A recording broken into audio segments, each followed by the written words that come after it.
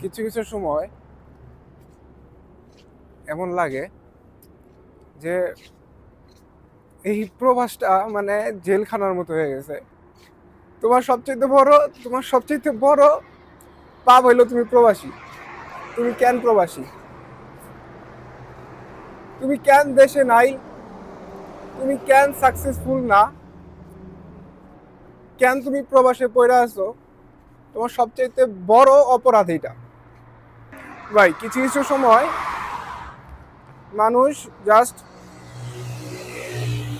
Silent হয়ে যায়।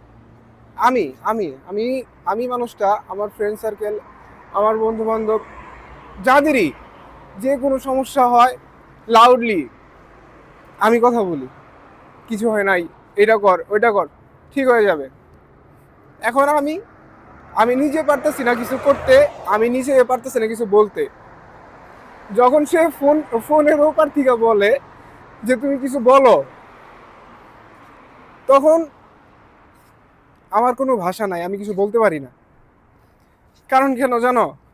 আমি প্রতিষ্ঠিত না, আমি বিদেশি। একটা মেয়ের অনেক রিকোয়ারমেন্ট থাকে, মেয়ের বাড়ির মানুষের আরো বেশি রিকোয়ারমেন্ট থাকে। ছেলে প্রতিষ্ঠিত হইতে হবে, ছেলে দেশে থাকতে হবে, ছেলে বাইরের হইতেই হবে না, বাইরের হওয়াই যাবে না, ছেলে বাহিরের বিয়ে হবে না। প্রবাসে থাইকা কখনো নিজের প্রিয় মানুষটাকে পাওয়ার আশা করো না। কারণ তোমার প্রিয় মানুষটার ফ্যামিলির প্রতিষ্ঠিত মানুষ দরকার।